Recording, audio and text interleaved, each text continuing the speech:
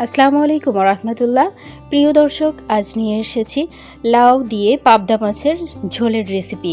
খুব চমৎকার এই রেসিপিটা খুব সহজে কিভাবে বাসায় তৈরি করে নিতে পারবেন তার সব কিছু রেখেছি আজকের ভিডিওতে।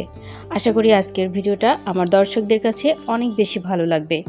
চলুন তবে এই লাউ পাবদা রান্নার মূল প্রস্তুত প্রণালীতে। লাউ পাবদা রান্নার জন্য আমি এখানে একটি গোল সাইজের লাউ নিয়েছি। লাউটা বেশ সতেজ এবং কচি লাউ। রান্নার জন্য সবসময় ছোট সাইজের লাউগুলো রান্না করলে খেতেও বেশ মজা হয় এবং এর স্বাদটা সবসময় ভালো পাবেন। আমি এখানে লাউটা প্রথমে ছোট করে কেটে নিব এবং তারপর ছোট ছোট করে টুকরো করে নিব। পুরো লাউয়ের খোসাগুলো ছাড়িয়ে নিব। লাউ রান্নার জন্য আমি অর্ধেকটা ব্যবহার করছি। আমি প্রথমে মাঝখান থেকে কেটে নিচ্ছি। আপনারা এটা ছুরি অথবা পিলার দিয়ে খোসাটাকে আস্তে আস্তে ছাড়িয়ে নিতে পারেন অথবা বটির সাহায্যে। আমি এখানে পিলার দিয়ে ছোট ছোট করে খোসা ছাড়িয়ে নিব এবং টুকরো করে নিব। সঙ্গেই থাকুন এবং দেখতে থাকুন।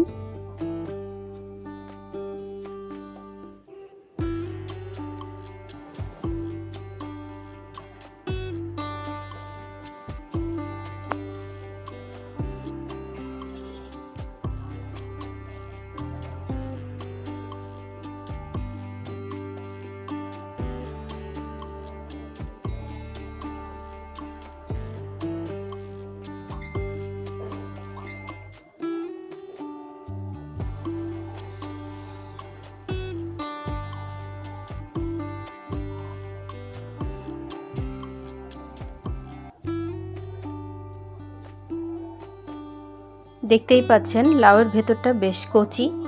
আমি এখন খোসাগুলোকে সুন্দরভাবে ছাড়িয়ে নিব। আর লাউয়ের টুকরোগুলো সবসময় ছোট ছোট করে কেটে নেওয়ার চেষ্টা করবেন, তাহলে অল্প জালে এবং দ্রুত এটা সেদ্ধ হয়ে যাবে। সবগুলোর খোসা ছাড়িয়ে নিয়েছি এবং ছুরি দিয়ে ছোট ছোট করে টুকরা করে নিচ্ছি।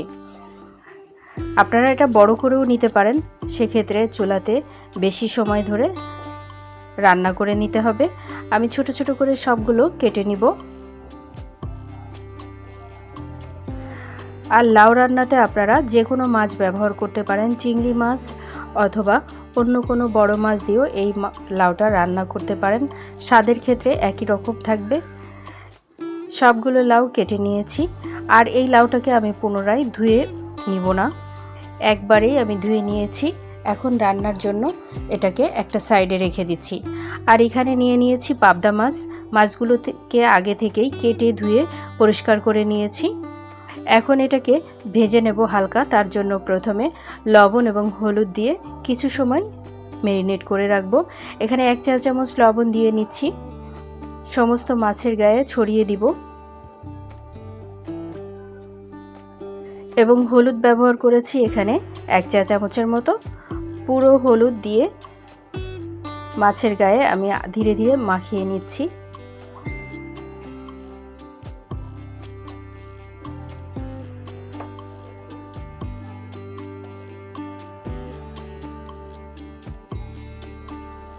আপনারা এই কাজটা খুব সহজেই করে নিতে পারেন অথবা রান্নার 20 থেকে 25 মিনিট আগে এই ম্যারিনেটটা করে রাখতে পারেন, তাহলে খুব সুন্দরভাবে মাছের গায়ে লবণ এবং হলুদটা মেখে যাবে।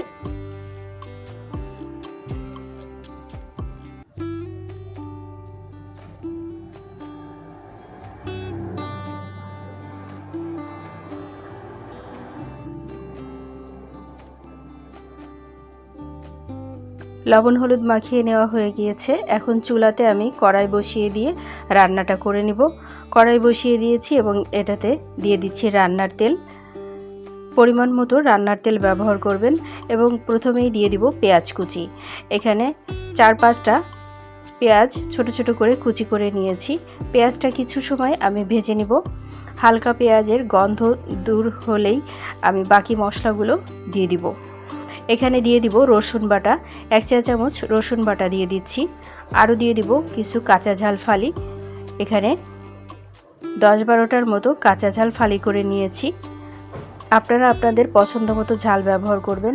দিয়ে দিচ্ছি স্বাদ মতো লবণ। আরও দিব এখানে জিরা গুঁড়া 1 চা চামচ। এ পর্যায়ে আমি হলুদের গুঁড়া দিচ্ছি না, হলুদের গুঁড়াটা ব্যবহার করব লাউটা কিছুটা সেদ্ধ হয়ে যাওয়ার পর। এখন এই মশলাটাকে খুব সুন্দরভাবে নেড়েচেড়ে কিছু সময় কষিয়ে নিচ্ছি। হালকা পানি দিয়ে কষিয়ে নিব। কষানো হয়ে গেলে আমি এখন লাউটা দিয়ে দিব।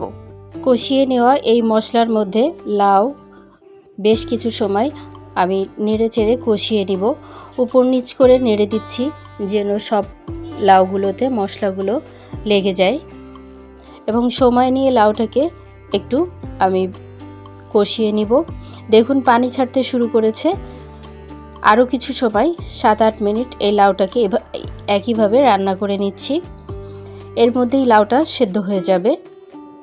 এ পর্যায়ে লাউটা অনেকটাই সেদ্ধ হয়ে গিয়েছে। হলুদ গুঁড়াটা এ পর্যায়ে আমি দিয়ে দিব।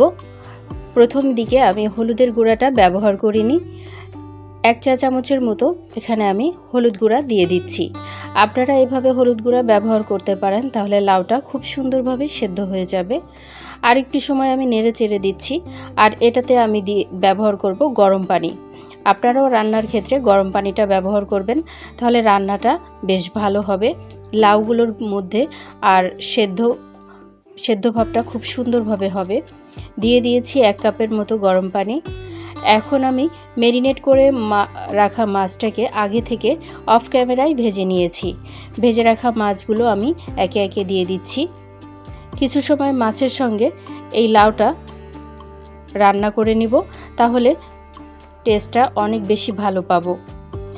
চুলার জাল একইভাবে রেখে আমি আরও 5-6 মিনিটের মতো রান্না করে নিচ্ছি।